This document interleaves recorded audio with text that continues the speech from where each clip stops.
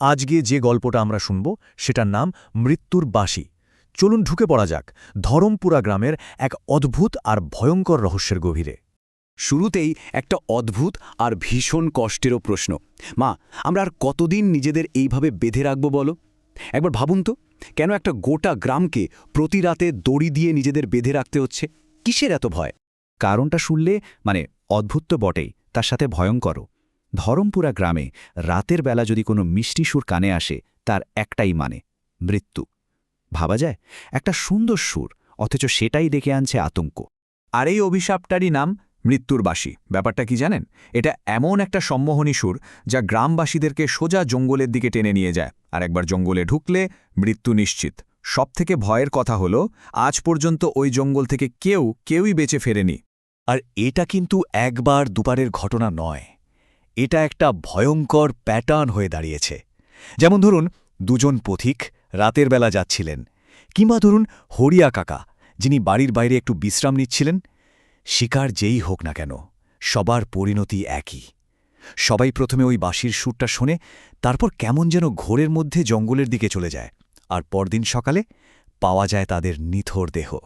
এই পুরো প্রক্রিয়াটা যেন একটা বাঁধা ছকের মতো, একটার পর একটা ঘটনা ঘটে। প্রথমে শোনা যায় সেই মিষ্টি কিন্তু ভয়াল বাঁশির সুরটা। তারপর যে শোনে সে সম্মোহিত হয়ে পড়ে, নিজের অজান্তেই সে হাঁটতে শুরু করে জঙ্গলের দিকে।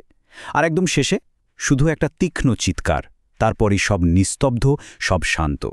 এতদিন তো অন্যের সাথে ঘটছিল, কিন্তু আতঙ্কটা তখন একেবারে হাড়ে হাড়ে টের পাওয়া গেল যখন এক রাতে ওই মৃত্যুর বাঁশিটা বেজে উঠল গ্রামেরই এক ছোট্ট ছেলে ছোটুর জন্য। কিন্তু এখানেই গল্পে একটা মোড় আসে। ছোটুর সাথে যা হলো তা আগে কখনো হয়নি।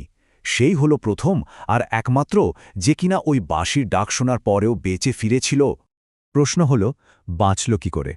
ওকে বাঁচিয়েছিল খুব সাধারণ একটা জিনিস, একটা দড়ি। সেই দড়ি দিয়ে ওর পা একটা আলমারির সাথে বাঁধা ছিল, আর ঠিক সময়ে ওর মা বুঝতে পেরে ওই সম্মোহনের ঘোরটা কাটিয়ে দেন।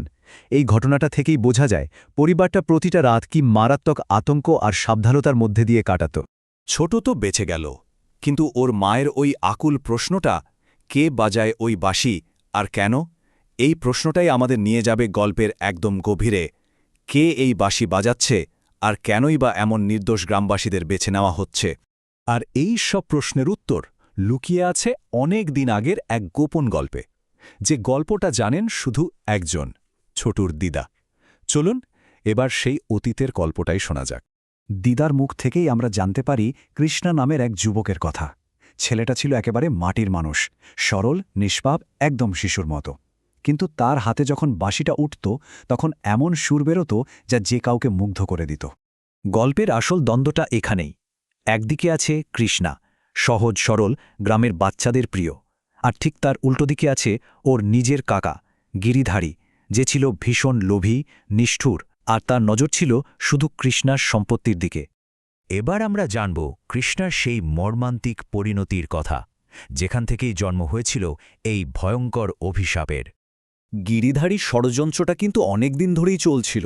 কৃষ্ণা তো নিজের মনে বাঁশি বাজিয়ে বাচ্চাদের সাথে খেলেই খুশি, কিন্তু যেই না ওর বয়স 20 হল আর ও আইনত সম্পত্তির মালিক হল, ঠিক তখনই গিরিধারী তার আসল রূপ দেখাল। ওকে ভুলিয়ে ভালিয়ে নিয়ে গেল গভীর জঙ্গলে বিশ্বাসঘাতকতা করার জন্য। সেখানে নিয়ে গিয়ে ওর ওপর যে কি পরিমাণ অত্যাচার করা হয়েছিল ভাবা যায় না। একটা গাছের সাথে বেঁধে চাবুক দিয়ে মারা হয় ওকে, জোর করে সম্পত্তির কাগজে টিপসই নিয়ে নেওয়া হয়। গিরিধারীর নিষ্ঠুরতার সত্যি কোনো সীমা ছিল না। এত কিছুর পরেও কৃষ্ণা যখন হুমকি দেয় যে সে গ্রামে ফিরে সব বলে দেবে, তখন গিরিধারী যা উত্তর দিয়েছিল তা শুনলে গায়ে কাঁটা দেয়। ও বলেছিল, যদি বেঁচে থাকিস তাহলে তো বলতে পারবি তুই। মানে ওর খুনের পরিকল্পনাটা একেবারে পরিষ্কার। আর শেষমেশ যে চাবুক দিয়ে ও কৃষ্ণাকে মেরেছিল, সেই চাবুক দিয়েই গিরিধারী ওর গলা টিপে ওকে হত্যা করে। কি ভয়ঙ্কর! লোভের কাছে মানবতা সেদিন এভাবেই হেরে গিয়েছিল। কিন্তু কৃষ্ণার শরীরটা হয়তো শেষ হয়ে গিয়েছিল, কিন্তু গল্পটা শেষ হয়নি। বরং সেখান থেকেই শুরু হলো এক নতুন, আরও ভয়ঙ্কর অধ্যায়ের। এই নৃশংস হত্যাকাণ্ড জন্ম দিল এক অতৃপ্ত আত্মার, যে ফিরে এসেছিল শুধু প্রতিশোধ নিতে।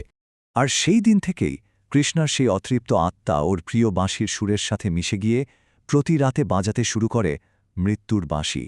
ওর সাথে যে অন্যায় হয়েছিল তার প্রতিশোধ এখন ও নিচ্ছে, কোনো বাঁচবিচার না করে সবার ওপর। এখন মনে হতেই পারে দিদা এত সব জানলেন কি করে। আসলে সত্যি তো আর চাপা থাকে না। অনেক বছর পরে গিরিধারী যখন মৃত্যুসজ্জায়, তখন সে নিজেই নিজের মুখে সব পাপের কথা স্বীকার করেছিল। দিদারের কথাটা কিন্তু একদম খাঁটি সত্যি। লোভ মানুষকে মানুষ থেকে শয়তান বানিয়ে দেয়। এই পুরো গল্পটা তো তারই একটা জলজান্ত প্রমাণ, তাই না? কিন্তু সবথেকে দুঃখের ব্যাপার কি জানেন? ধরমপুরা গ্রামের সেই অভিশাপ আজও চলছে। তাই প্রশ্নটা থেকেই যায়, মৃত্যুর এই বাঁশির সুর কি আদৌ কোনোদিন থামবে? কৃষ্ণার অতৃপ্ত আত্মা কি কোনোদিন শান্তি পাবে? নাকি প্রতিশোধের খেলা চলতেই থাকবে অনন্তকাল ধরে?